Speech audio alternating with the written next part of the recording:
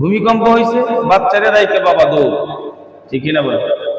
বাচ্চারা রাইকে দিয়ে বাবা দৌড় দিছে। এই যে অবস্থা আমাদের মধ্যে, এই ভূমিকম্প কিভাবে থামানো যায়? এটা আল্লাহর একটা গজব। এই গজব থামাইতে হইলে আমাদেরকে আল্লাহ তাআলাকে সন্তুষ্ট করা লাগবে।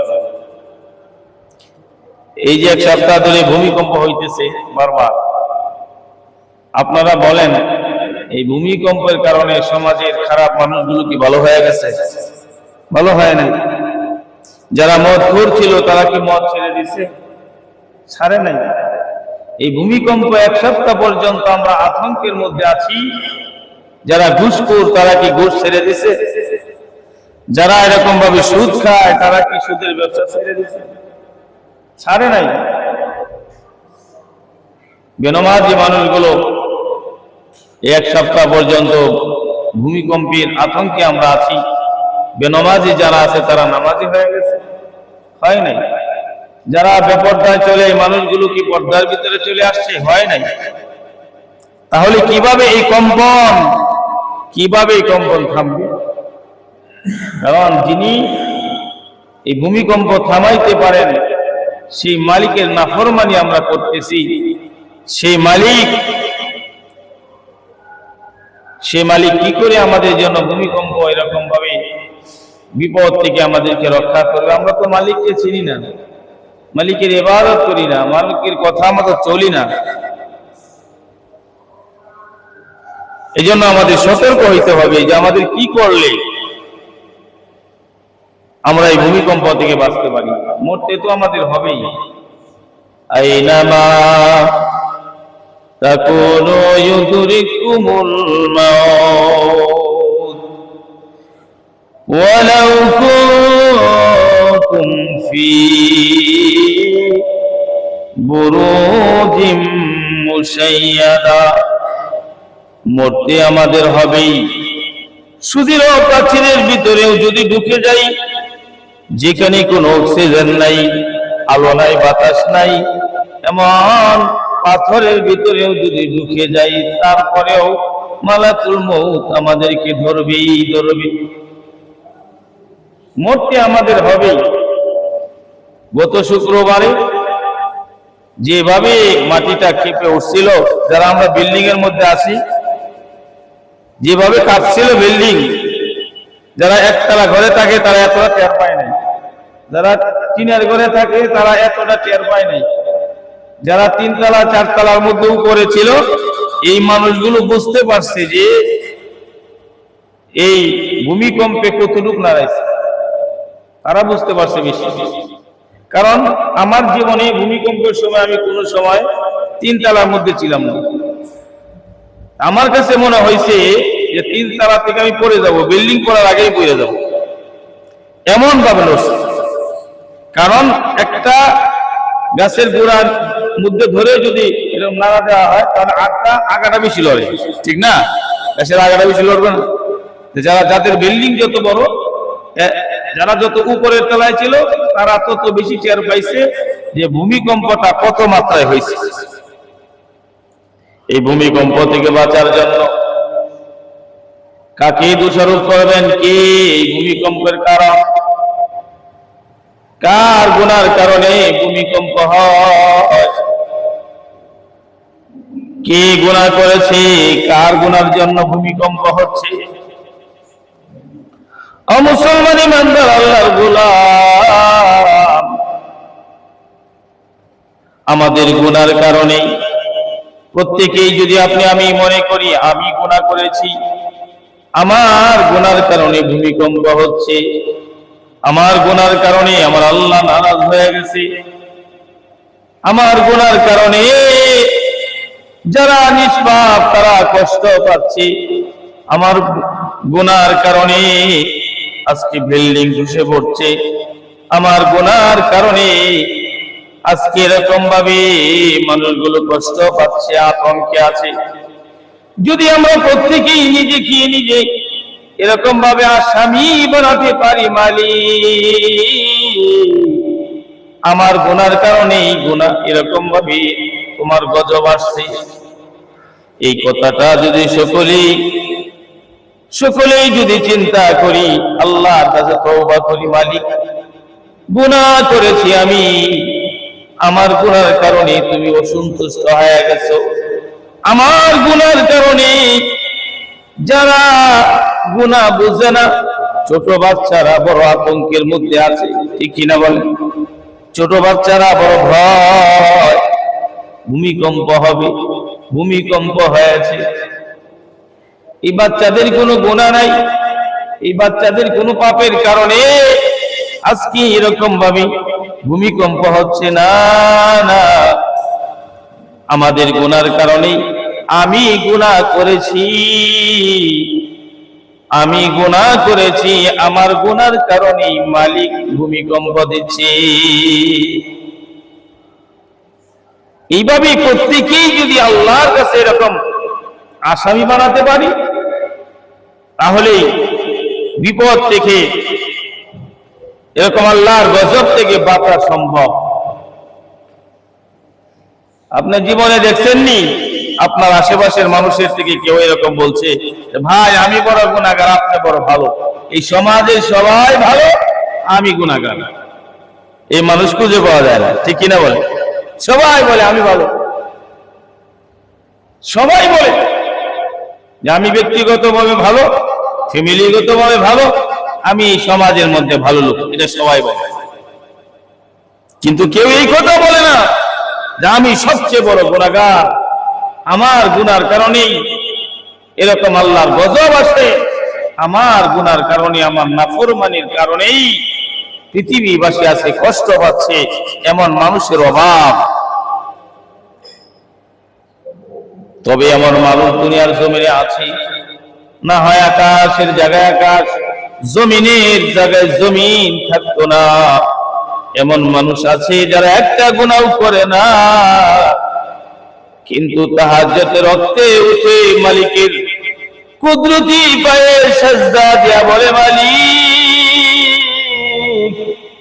আকাশের নিচে জমিনের উপরে আমার মতো গুনাহগার আর নাই। কিন্তু ওই মানুষটা কোনোদিন সুদের টাকা হাতে নেয় না, ওই মানুষটা কোনোদিন ঘুষের টাকা হাতে নেয় না, ওই মানুষটা কোনোদিন নামাজ ছাড়ে না, ওই মানুষটা কোনোদিন মানুষের মনে আঘাত দেয় না, ওই মানুষটা কোনোদিন পর্দা খেলাপ করে চলে না, ওই মানুষটা কোনোদিন কাউকে কষ্ট দেয় না। কিন্তু শেষ রাত্রে রহমতের রক্তে মালিকের পায়ে সিজদায় পড়ে বলে, মালিক আকাশের নিচে জমিনের উপরে আমার মতো গুনাহগার আর নাই। এমন মানুষ আছে না নাই? আপনারা কি মনে করেন আমাদের মতো ইমানদারের জন্য আল্লাহ তাআলা আকাশ রাখছেন? আপনি আমার মতো বাটপারের জন্য আল্লাহ তাআলা আকাশ রাখেন নাই। ও ভাই, কত গুনাহ করছেন, একটু চোখটা বন্ধ করে দেখেন না। কেউ জানে না, দুনিয়ার কেউ জানে না আপনি গুনাহ করেছেন। জানেন কে? আরো জোরে আওয়াজ দিয়া বলেন, জানেন কে? আরো জোরে আওয়াজ দিয়া বলেন, জানেন কে? পৃথিবীর কেউ জানে না। সমাজের মানুষ জানলে আমাকে ইজ্জত করতো না, বাড়ির মানুষ জানলে আমাকে ইজ্জত করতো না, বিবি জানলে আমাকে স্বামী বলে ইজ্জত করতো না, সন্তানাদি জানলে আমাকে বাবা বলে এরকম ভাবে সম্মান করতো না। এই বন্ধু, এই গুণগুলো গোপন রেখেছেন কে?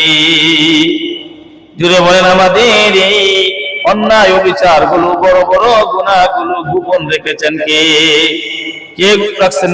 এগুলো গোপন রেখেছেন আল্লাহ। আল্লাহ তাআলা ছাড়া গোপন রাখার মতো ক্ষমতা কারো নাই। আল্লাহ তাআলা যদি চাইতেন, এগুলো যদি সমাজের মানুষকে, বাড়ির মানুষকে, ফ্যামিলির মানুষকে জানিয়ে দিতেন, তাহলে আপনি আমি আমার বেইজ্জতি ছাড়া আর কোন রাস্তা ছিল না। আল্লাহ তাআলা এই গুনাহগুলো এরকম ভাবে গোপন রেখেছেন। বান্দা যদি গোপনেই মালিকের কাছে এরকম ভাবে মাপ চেয়ে ফেলে, মালিক আমি গুনাহ করেছি, আমার আল্লাহ তাআলা গোপনেই এই মানুষটার জিন্দেগির গুনাহ আমার আল্লাহ মাফ করে দেয়। অনেক গুনাহ আমাদের হয়েছে, বলতে পারবেন জীবনে কোনো গুনাহ করি না? গুনাহ আমাদের আছে, আমরা গুনাহ করি আবার তওবা করি। এই জন্য ফেরেশতাদের উপরে আমাদের সম্মান, সুবহানাল্লাহ বল। আমাদের সম্মান কোন কারণে? আমরা গুনাহ করি, আবার আল্লাহ তাআলার কাছে ক্ষমা চাই। ফেরেশতারা শুধু সওয়াবই করে। গুনাহ করার শক্তি, গুনাহ করার মন মানসিকতা, গুনাহ করার চাহিদা, গুনাহ করার লালসা ফেরেশতাদের নাই। তারপরেও ফেরেশতাদের উপরে আমাদের সম্মান কেন? আমরা গুনাহ করি, আবার আল্লাহর কাছে মাফ চাই। সুবহানাল্লাহ বল। এই জন্য গুনাহ করেছি, কোনো সমস্যা নাই। গুনাহ করেছি আমার আল্লাহ তাআলা, আমার আল্লাহ তাকনাতু মির রাহমাতিল্লাহ। গুনাহ করেছো, আসো আমার কাছে, আসো, তওবা করো। কিন্তু 40 বছর হয়ে গেল, 50 বছর বয়স হয়ে গেল, 60 বছর বয়স হয়ে গেল, তারপরেও আমার নসিবে হয় না, আমি একটু সময় পাই না জিন্দেগীর গুনাহগুলো আল্লাহর দরবারে এরকম হাজির করে ক্ষমা চাই। এই সময়টুকু হয় না। কবে আমার সময় হবে? 1 সপ্তাহ পর্যন্ত ভূমিকম্পের আতঙ্কে আমরা আছি, তারপরেও দিলে এরকম ভাবে ধাক্কা দেয় না। আমার গুনার কারণেই এরকম ভাবে ছোট বাচ্চারা আতঙ্কের মধ্যে আছে। আমার গুনার কারণেই দেশবাসী আতঙ্কে আছে। আমি যে গুনাহ করেছি, আমার গুনার কারণেই পৃথিবীবাসী কষ্ট পাচ্ছে। এটা আমার দিলের মধ্যে জাগে না কেন? কারণ আমার দিলের ভিতরে আল্লাহর ভয়, পরকাল নাই। ঠিক না বেটি? দুনিয়া করতে করতে অবস্থাটা এমন হয়ে গেছে যেন দুনিয়াতে আমরা সারা জীবন একেবারে আর মরবো না, এইভাবে থেকে যাবো, এমনটা মনে হয়। এত ভূমিকম্প হইতেছে, তারপরেও আমরা মসজিদওয়ালা জিন্দেগি করতে পারি না, জিকিরওয়ালা জিন্দেগি করতে পারি না, এরকম তেলাওয়াতওয়ালা আমি জিন্দেগি করতে পারি না। এরকম ভাবে 1 সপ্তাহ ভূমিকম্প হয়েও তারপরেও মালিকের স্মরণ আমাদের আসে না। কারণ আমরা মনে করি দুনিয়া পাইছি, এই দুনিয়া থেকে আর যাওয়া লাগবে না। ব্যাপারটা কি এমন? দুনিয়া ছেড়ে যেতেই হবে, এটা মুসাফির খানা। কিভাবে আমি ভূমিকম্প থেকে বাঁচবো? আপনি আমার 1 নাম্বার তওবা করতে হবে। নাম্বার 2 জীবনের যে সমস্ত কাজগুলো আল্লাহর জন্য আমি খালিস ভাবে করেছি, এইগুলো সামনে রেখে আল্লাহ তাআলার কাছে এই কাজগুলো আল্লাহ তাআলাকে দেখে মালিককে খুশি করতে হবে। 1 নাম্বার তো আল্লাহ, জীবনে যা করছি তুমি মাফ করে দাও।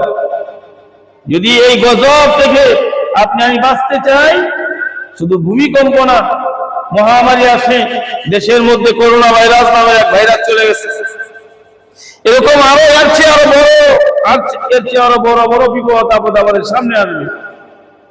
এ থেকে বাঁচার উপায় হলো, যখন পৃথিবীবাসী দেখবে এরকম ভাবে কোন ভাইরাস আসছে, ভূমিকম্প হচ্ছে, তখন পৃথিবীবাসী যে তওবা করে যে আল্লাহ আমি গুনাহ করে ফেলেছি, মাফ করে দাও, তাহলে আমার আল্লাহ খুশি হয়ে যাবে। পৃথিবীতে আমার আল্লাহ তাআলা শান্তির বৃষ্টি নাজিল করবে। সুবহানাল্লাহ। কারণ এটা কোন সরকার দেয় না যে সরকারের বিরুদ্ধে স্লোগান দিবেন, ঠিক না? এই যে এত বিল্ডিং ধসে পড়লো, মানুষ মারা গেল, মানুষ আতঙ্কের মধ্যে আছে, কোন সময় জানে আবার বারবার ভূমিকম্প হচ্ছে, আবার কবে জানে হয়। এমন কোন নেতার মুখে বা এমন কোন জনগণ বলছে যে এমুক সরকারের জন্য, এমুক ব্যক্তির জন্য, তার কারণে, তার এরকম ভাবে শক্তির কারণে সে ধাক্কা দিছে, এরকম ভাবে রানা প্লাজার মতো ধুইসা বসে? এমনকি দুনিয়ার কারো দ্বারা সম্ভব? দুনিয়ার কারো দ্বারা সম্ভব না। কে পৃথিবী না নাড়াইতে পারে? সেই ক্ষমতা একমাত্র আল্লাহ তাআলার আছে। কার? একমাত্র আল্লাহ তাআলার। এই জন্য আল্লাহর কাছে তওবা করতে হবে এইভাবে, আল্লাহ আমি গুনাহগার, আমার গুনার কারণে পৃথিবীর মানুষ কষ্ট পাচ্ছে। আল্লাহ গো, আমি গুনাহ করে ফেলেছি, আমাকে মাফ করে দাও। 2 নাম্বার হইল, জীবনে সব কাজে আমার গুনাহ হয়েছে না, কিছু কাজ এমন আছে যা আল্লাহর জন্য করেছি। জীবনে কিছু কাজ এমন আছে যেটা কেবল আল্লাহর ভয়েই করছি, আল্লাহকে দেখানোর জন্যই করেছি। এমন কাজগুলোকে সামনে রেখে যদি আল্লাহ তাআলার কাছে সাহায্য চাই, আমার আল্লাহ তাআলা সাহায্য করবে, আপনি আমাকে বিপদ থেকে উদ্ধার করতে পারবে। আর আপনি আমি কোনো কাজই দেখাই না আল্লাহরে, কোনো কাজ নাই, আল্লাহ আবার গুনাহ করতেছি, গুনাহ করে তওবা নাই, বিপদ, আরো বড় বিপদ দুনিয়ার জমিনে আসবে। কিয়ামতের আগে ঘন ঘন এরকম ভূমিকম্প হবে। ইযা যুলজিলাতিল আরদু জিলজালাহা, এর নাম হলো ভূমিকম্প। আমার আল্লাহ কোরআনে ভূমিকম্পের আলোচনা করতেছেন। ইযা যুলজিলাতিল আরদু জিলজালাহা, এ বন্ধু কিয়ামতের আগে ভূমিকম্প হবে। যেভাবে ভূমিকম্প আরম্ভ হয়েছে, কিয়ামতের আগে ঘন ঘন এরকম ভাবে ভূমিকম্প হবে। এই যে ভূমিকম্প হইতেছে, মানুষের ইমানের দিকে তাকায় দেখো, আমার ইমানের অবস্থা কি, তোমার ইমানের অবস্থা কি, তাকায় দেখো, ইমানের ভিতরে শিরকে ভর্তি। আমলের দিকে তাকাইলে লোক দেখানো আমল। শুক্রবার দিন মসজিদে না গেলে আমার বিবিও আমাকে ইজ্জত করবে না, তাহলে বিবিকে খুশি করার জন্য আমি মসজিদে আসছি। লোক দেখানো ইবাদত আমার আল্লাহ তাআলার দরবারে কবুল হয় না, সওয়াবের বদলে শিরকের গুনাহ হয়। আবার ইমানের দিকে দেখাইলে দেখা যায় আমার চাকরি ছাড়া, ব্যবসা ছাড়া আমি চলতে পারবো না, এরকমই কি না বিশ্বাস দিলের ভিতরে আছে। আমি কামাই করি যার কারণে আমি সুখে আছি, আমি চাকরি করি যার কারণে আমি সুখে আছি, চাকরিকে সুখের কারণ বানাইছি, এটাও শিরক, ঠিক কিনা বলে? এ বন্ধু, এত গুনাহ থাকার কারণে, এত খতরা থাকা অবস্থায় তোমাকে আমাকে আমার আল্লাহ সাধারণ একটি ভূমিকম্প দিয়া সতর্ক করতে চায়, বান্দা সতর্ক হয়ে যা, বেনামাজি নামাজি হয়ে যা, বেপরদা পর্দাশীল হয়ে যা, সুদখোরেরা সুদ ছেড়ে দে, ঘুষখোরেরা ঘুষ ছেড়ে দে, ঘুষ তোর বিল্ডিং আমি নড়িয়ে দিলাম, তোকে এরকম ভাবে শুদ্ধ করার জন্য, তোর জমিন আমি লড়াইয়ে দিলাম, আমি আল্লাহ তাআলা তোকে হুশ করার জন্য। আজকে আমি যেমন ছিলাম ভূমিকম্পের পরেও তেমনই আছি, কোনো পরিবর্তন নেই। এরকমই যদি আমাদের অবস্থাটা চলতে থাকে, তাহলে আমাদের ধ্বংস অনিবার্য। এই জন্য আমরা যারা নামাজি, আমরা যারা মসজিদওয়ালা জিন্দেগি আমাদের ভিতরে আছে, কমসে কম আমাদের খাঁটি তওবা করা দরকার। আমাদের তওবা যদি আল্লাহর কাছে কবুল হয়, এই সমাজ বেঁচে যাবে, এই দেশ ভূমিকম্প থেকে বেঁচে যাবে। কারণ পৃথিবীর জমিনে কিয়ামত পর্যন্ত এরকম ভাবে খারাপই থাকবেই, ভালো মন্দ নিয়ে এই দুনিয়া চলতেছে। তবে কিছু মানুষের জন্য আমার আল্লাহ তাআলা এই নিজাম ঠিক রাখবেন, সেই কিছু মানুষের ভিতরে আমাদের হওয়া দরকার কি দরকার না? এই জন্য ভাই আমরা একটু ভালো হওয়ার চেষ্টা করি। আগে যেভাবে খারাপ রাস্তায় চলেছি, এখনো সেইভাবেই চলতেছে। জীবনের কিছু ভালো কাজ এই মুহূর্তে আল্লাহর সামনে তুলে ধরা।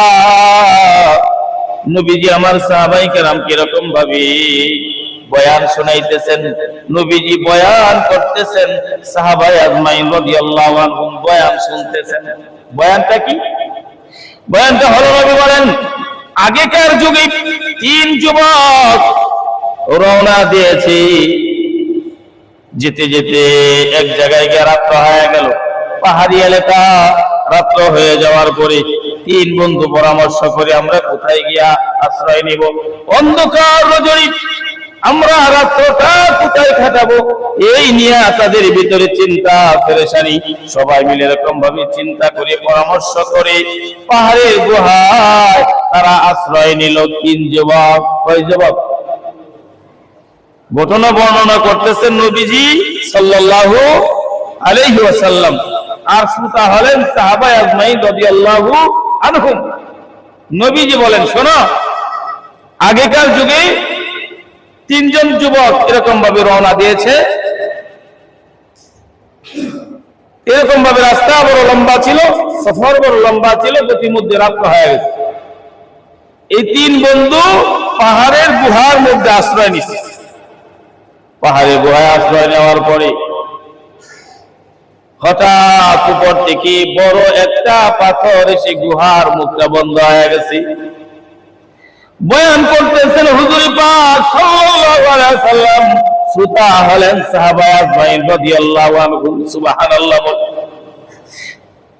নবী আমার বলেন, যখন গুহার দরজাটা বন্ধ হয়ে গেছে, এমন বড় পাথর, তিনজন কেন হাজার মানুষ মিলে ওইটাকে সরানো সম্ভব না, উপর থেকে করে পড়ে ধসে পড়ে এরকম ভাবে গুহার দরজাটা বন্ধ হয়ে গেছে, যেন জীবিত দাফন হয়ে গেছে। এই মানুষগুলো, এই তিনজন যুবক বড় মুসিবতের মধ্যে আছে, ঠিক কিনা বলেন? এমন পাথর চাপাই পড়ছে, দুনিয়ার মানুষ জানবে না যে পাথরের নিচে মানুষ আছে। এমন কঠিন মুসিবতের ভিতরে তিন যুবকই এরকম ভাবে পরামর্শ করতেছি, কিভাবে এই পাথরের নিচ থেকে আমরা উদ্ধার পাবো। দুনিয়ার কেউ জানে না আমরা এখানে প্রবেশ করেছি, দুনিয়ার কেউ জানবেও না বিশাল এই পাথরের নিচে আমরা পড়েছি। এমন অবস্থায় একমাত্র শুধুমাত্র আমাদের আল্লাহ ব্যতীত আমাদেরকে এখান থেকে কেউ উদ্ধার করতে পারবে না, ঠিক কিনা বলে? মানুষ তো জানেই না যে তারাই গুহার মধ্যে ঢুকছিল, মানুষ তো জানেই না যে পাথরের নিচে মানুষ আছে। পয়গম্বর বলেন, এবার তিনজন মিলে পরামর্শ করতেছে, আসো আমাদের জীবনের থেকে এমন কিছু কাজ বাহির করি যে কাজ কেবলমাত্র আল্লাহর জন্যই, খালেস ভাবে আল্লাহর জন্যই হয়েছিল। এবার এক যুবক এরকম ভাবে মোনাজাত করে, দুই যুবকে আমিন বলে। প্রথম যুবক আল্লাহ তাআলার কাছে মোনাজাত করে, মালিক, আমি মা এবং বাবার এরকম ভাবে আমি মা বাবাকে বড় মহাব্বত করতাম। একদিনের ঘটনা আল্লাহ আপনি তো জানেন, আমি বাড়িতে ফিরতে দেরি হয়েছে। আমি প্রত্যেক দিন ছাগল দহন করে, দুধ দহন করে মা বাবাকে না পান করাইয়া আমার ফ্যামিলির কাউকে আমি দুধ পান করতে দেই না। প্রথম যুবক বলতেছে, আল্লাহ, আমি আমার ছাগলের দুধ দহন করে আমার মা বাবাকে পান করানো ছাড়া এরকম অন্য কাউকে পান করে না। আগে মা বাবা পান করবে দুধ, তারপরে অন্যরা। প্রথম যুবক মোনাজাত করে আল্লাহকে বলে, আল্লাহ, একদিন বাড়িতে ফিরতে আমার দেরি হলো, এসে দেখি বাবা এবং মা ঘুমিয়ে পড়েছি। ঘুমন্ত মা বাবাকে ডাক দেওয়া অন্যায়, ঘুমন্ত মা বাবাকে ঘুমের মধ্যে ডিস্টার্ব করা বেয়াদবি, ঠিক কিনা বলে? এবার যুবক বলে, আল্লাহ, আমি দুধ এরকম ভাবে গরম করে সারা রাত দাঁড়িয়ে রইলাম, বাবার শিয়রে মার শিয়রে। আমার ছোট বাচ্চারা আমার পায়ের কাছে এসে কান্নাকাটি করেছে আর বলেছে, বাবা একটু দুধ দাও, পান করি। কিন্তু আমার মা বাবাকে আমি দুধ পান না করাইয়া সন্তানদেরকে দুধ পান করানো, এটা আমি ভালো মনে করি নাই। সারা রাত আমি দুধের গ্লাস নিয়ে দাঁড়িয়েছিলাম, আমার মা বাবার খেদমত আমি এইভাবে করেছি। ওই দিনের ওই কাজটা যদি আপনার কাছে ভালো লেগে থাকে, তাহলে আজকের এই বিপদ থেকে আমাদেরকে উদ্ধার করুন। সুবহানাল্লাহ। একবারে জিন্দা দাফন হয়ে আছে, এমন অবস্থায় পাথরটা একটু নড়ছে। সুবহানাল্লাহ। তার মানে দোয়া কবুল হয়েছে। ঘটনা বলতেছেন কে? নবীজি। শুনতেছেন কারা? সাহাবা আজমাইন রাদিয়াল্লাহু আনহুম। পয়গম্বর বলেন, দ্বিতীয় ব্যক্তি যুবক মানুষ দোয়া করতেছে, আল্লাহ। এবার দ্বিতীয় জন দোয়া করে, বাকি দুইজন আমিন আমিন বলে। দ্বিতীয় জন বলে, আল্লাহ, আমি যুবক, আমার চাচাতো বোনকে আমি বড় মহাব্বত করতাম, বড় খায়েশ হলো তার সাথে রাত্র যাপন করব, তাকেই প্রস্তাব আমি দিলাম। এমন প্রস্তাব দেওয়ার পরে আমার চাচাতো বোন অস্বীকার করলো, সম্ভব না। 1 বছর অতিবাহিত হলো, দুর্ভিক্ষ দেখা দিল। দুর্ভিক্ষের সময় আমার চাচাতো বোন আমার কাছে এসে আমার কাছে সাহায্য চাইল। সাহায্য চাওয়ার পরে আমি আবার কৌশল করি, এরকম বোনকে আমি এরকম ভাবে স্বর্ণ মুদ্রা দিলাম, দিয়া বললাম এই ধরা, তবে 1 বছর আগে যে প্রস্তাব দিয়েছিলাম সেই প্রস্তাব কিন্তু গ্রহণ করতে হবে, আমাকে কিন্তু খুশি করতে হবে। নাউযুবিল্লাহ। দুর্ভিক্ষের কারণে পেটের মধ্যে যদি ক্ষুধা থাকে তাহলে মানুষ পাগলের মতো হয়ে যায়, ঠিক না বলেন? চাচাতো বোন রাজি হলো না, রাজি হয়েছে 1 বছর পরে গিয়া যখন পেটের মধ্যে ভাত নাই, ক্ষুধার্ত, আবার স্বর্ণ মুদ্রা চাচাতো বোনকে দেওয়ার পরে যখন নির্দিষ্ট সময়ে তার কাছে গেল, হাদিসের মধ্যে আসছে 2 পায়ের কাছে যখন জিনার মতো বিবিচার, জিনার মতো জঘন্যতম অপরাধীর একেবারেই নিকটতম যখন হয়ে গেছে, তখন চাচাতো বোন ডাক দিয়া বলে, ভাই ইত্তাকিল্লাহ, আল্লাহু আকবার। ভাইকে ডাক দিয়া বলি, আল্লাহকে ভয় করো, এই নির্জনে একা কি কেউ দেখে না, কিন্তু দেখেন যিনি, তিনি হলেন আল্লাহ। কে দেখেন? আমরা গোপনে যে গুনাহগুলো করি দুনিয়ার কেউ দেখে না, দেখেন কে? যিনি হাকিম তিনি দেখেন। এই গুনার জন্য যিনি আমার বিচারক হবেন তিনি দেখেন, তিনি দেখেন, তিনি দেখেন, যিনি হবেন বিচারক। আপনি আমি বিচারকের সামনে কোনোদিন খারাপ করি না, ঠিক কিনা বলেন? এই গ্রামের মাধ্যমে আসতেছে, এই কাজ করা যাবে না, সবাই চুপ হও, খারাপটা করতেছে তারপরেও বিরত থাকে কেন? ওই যে মাধ্যম বিচারক, ঠিক কিনা বলে? দুনিয়ার হাকিমের সামনে, দুনিয়ার এরকম ভাবে যারা আইনের লোক, তাদের সামনে কেউ খারাপ করতে চায় না। কেন? এদের সামনে করলে শাস্তি কঠিন হবে। এরা যদি সাক্ষী হয়, এদের সামনে যদি আমি অন্যায়টা করি তাহলে এটার শাস্তি আমার জন্য অবধারিত। কিন্তু আপনি আমি যে গুনাহগুলো করি, এই আমার হায়াতের বিচারের জন্য যিনি হাকিম হবেন, যিনি আমার গুনার জন্য এরকম ভাবে আমাকে শাস্তি দিবেন, সেই হাকিম উপস্থিত এমন অবস্থায় আপনি আমি গুনাহ করি। আল্লাহ তাআলা যখন আপনি আমি কোন গুনার কাজ করি তখন আল্লাহ তাআলা কোথায় থাকেন?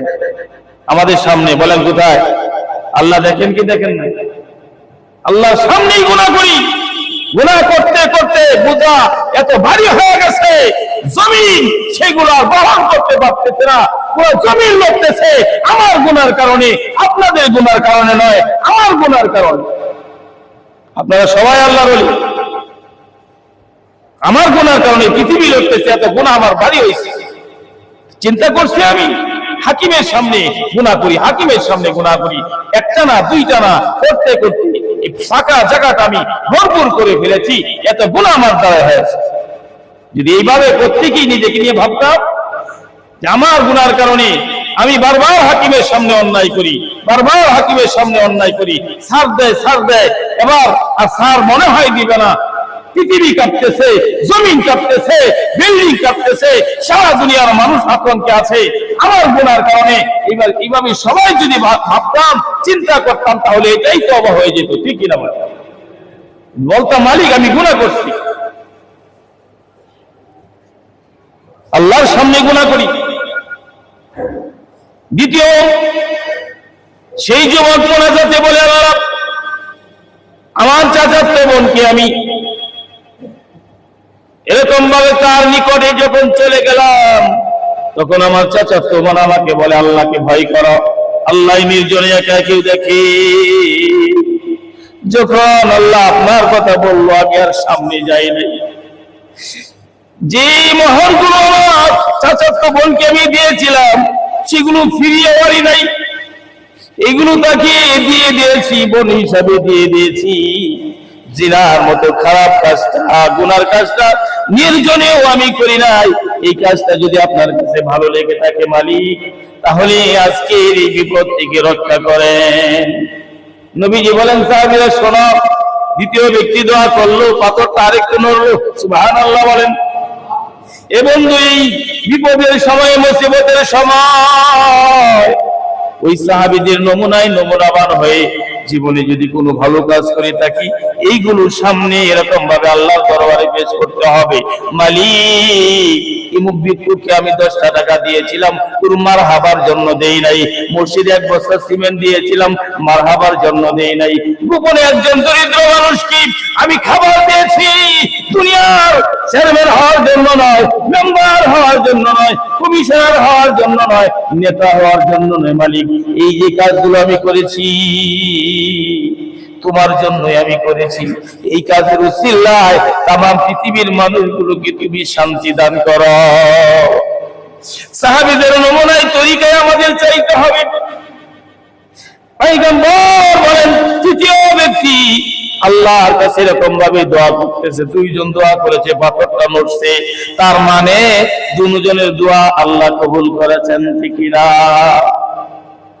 তৃতীয় ব্যক্তি আবার দোয়া করে, 2 জন আমিন আমিন বলে, তৃতীয় ব্যক্তি আল্লাহর কাছে বলে, আল্লাহ, একজন শ্রমিক আমার বাড়িতে কাজ করার পরে তার পারিশ্রমিক সে নেয় নাই, চলে গেছে। আমি তার ওই পারিশ্রমিক দিয়া, ওই অর্থটা দিয়া এরকম ভাবে আমি বাড়াইতে আরম্ভ করলাম। ছাগল কিনলাম, কিনার পরে এরকম ভাবে সেখান থেকে ছাগল বাড়তে বাড়তে এরকম ভাবে বেশি হইল। এরকম ভাবে উট কিনলাম, দুম্বা কিনলাম, দাস দাসী কিনলাম, তখন দাস দাসী এরকম ভাবে বিক্রি হইতো। পয়গম্বর বলেন, শোনো সাহাবীরা শোনো, তৃতীয় ব্যক্তি আল্লাহর কাছে বলতেছে, আল্লাহ, ওই আমার শ্রমিক অনেকদিন পরে আমার কাছে আসলো, মালিক আপনার যে কাজ করেছি সেই পয়সাটা, সেই টাকাটা আমাকে দেন। আমি সেই শ্রমিককে 1 মাঠের মধ্যে নিয়ে গিয়া বললাম, এই যে দেখো সামনে যা দেখো এগুলো সব তোমার, এগুলো তুমি নিয়ে যাও। হাদিসের ভাষায় ওই শ্রমিক বলে, আমার সাথে ঠাট্টা করেন, মাত্র কয়েকটা পয়সা আপনার কাছে পাই, আর আপনি আমাকে এরকম ভাবে উটের পাল, এরকম ভেড়া বকরির পাল, এরকম ভাবে দাস দাসী আপনি দেখাইতেছেন। তৃতীয় ব্যক্তি আল্লাহর কাছে বলে, আল্লাহ, আমি ওই লোকটাকে বললাম, আমি তোমাকে সাথে ঠাট্টা করি না, তোমার দেওয়া অর্থের দ্বারা আমি এগুলো করেছি। একটা থেকে একটা বাড়ছে, এইভাবে বাড়তে বাড়তে এই দাস দাসী পর্যন্ত তোমার অর্থের দ্বারাই হয়েছে। সুবহানাল্লাহ, এগুলো সব নিয়ে যাও, এগুলো তোমার। তৃতীয় ব্যক্তি বলে, আল্লাহ, সব নিয়ে গেল, সব মাল নিয়ে গেছে। এই কাজটা যদি আমি আর তোমার জন্য করে থাকি, তাহলে মালিক আজকের এই বিপদ কি তুমি আমাদেরকে রক্ষা করো। সুবহানাল্লাহ। নবীজি বলেন, সাহাবীরা শোনো, তৃতীয় ব্যক্তির দোয়া শেষ হয়েছে, আর বড় পাথরটা তাদের গুহার দরজা থেকে সরে গেছে। এই জন্য এই বিপদ থেকে বাঁচার জন্য আমাদের 2টা কাজ। 1 নাম্বার হইল তওবা করা। কি করা? তওবা মানে আমরা প্রত্যেকেই আল্লাহর কাছে বলবো, আমার গুনার কারণে এরকম ভাবে পৃথিবী নড়তেছে। এতটুকু ভয় অন্তরে নিয়া তারপরে বাড়িতে যাবেন যে আমার গুনার কারণে আমার। সবাই কি বলবেন? আমার। আমি যেমন বললাম আমার, আপনিও বলবেন আমার। এইভাবে বলবেন, আল্লাহ, আমার গুনার কারণে এই পৃথিবীবাসী কষ্ট পাচ্ছে, আমার গুনার কারণে। আল্লাহ, আমার গুনাহগুলো মাফ করে দাও। 1 নাম্বার। 2 নাম্বার হইল, জীবনে যে নেকগুলো করেছেন সব তো আর আল্লাহ মানুষকে দেখানোর জন্য না, কিছু কাজ আছে জীবনে। 1 টাকার দান হোক, সেটাও যদি আপনার খালেস ভাবে গোপনে কোনো একটা নেক কাজ করে থাকেন, আল্লাহকে বলবেন, আল্লাহ, এই নেকের কাজটা তো আমি তোমার জন্য করেছিলাম, দুনিয়ার মারহাবা পাওয়ার জন্য নয়, দুনিয়ার কাউকে খুশি করার জন্য নয়। ও মালিক, ওই কাজটাকে উসিলা বানাই तमाम পৃথিবীর মানুষকে তুমি শান্তি দাও। একা আপনার নিজের জন্য দোয়া চাইবেন না, যখন দোয়ার মধ্যে যত মানুষ শামিল করা হয় আমার আল্লাহ তাআলা তত বেশি খুশি হয়। সুবহানাল্লাহ। 3 নম্বর হইল, জীবনে যে নেক গুলো করেছেন সব তো আর আল্লাহ মানুষকে দেখানোর জন্য না, কিছু কাজ আছে জীবনে। 1 টাকার দান হোক, সেটাও যদি আপনার খালেস ভাবে গোপনে কোনো একটা নেক কাজ করে থাকেন, আল্লাহকে বলবেন, আল্লাহ, এই নেকের কাজটা তো আমি তোমার জন্য করেছিলাম, দুনিয়ার মারহাবা পাওয়ার জন্য নয়, দুনিয়ার কাউকে খুশি করার জন্য নয়। ও মালিক, ওই কাজটাকে উসিলা বানাই तमाम পৃথিবীর মানুষকে তুমি শান্তি দাও। একা আপনার নিজের জন্য দোয়া চাইবেন না, যখন দোয়ার মধ্যে যত মানুষ শামিল করা হয় আমার আল্লাহ তাআলা তত বেশি খুশি হয়। সুবহানাল্লাহ। কোন মানুষ যদি দোয়া করে আল্লাহ এলাকার সমস্ত মানুষ মাফ করে দাও, নিজের জন্য চাইলো না, ফেরেশতারা বলে আল্লাহ আপনার বান্দা তো নিজের জন্য চাইলো না, আবার আল্লাহ বলেন আমার বান্দারে আগে মাফ করো, সুবহানাল্লাহ বলেন।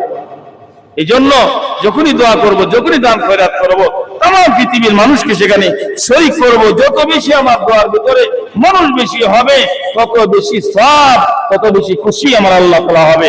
আমার আল্লাহ তাআলা আমাদের সব ভাইকে যেন এই ভূমিকম্পর মধ্যে যে আমরা এরকম ভাবে যে আতঙ্কের মধ্যে আমরা আছি, এ থেকে বাঁচার জন্য দুইটা উপায় আমি আপনাদেরকে বললাম। এক নাম্বার খালেস তওবা, নিজেকে নিজে এরকম ভাবে গুনাহগার মনে করা। দুই নাম্বার জীবনে যে সমস্ত ভালো কাজগুলো করেছেন সেখান থেকে কিছু কাজ আল্লাহর দরবারে পেশ করবেন।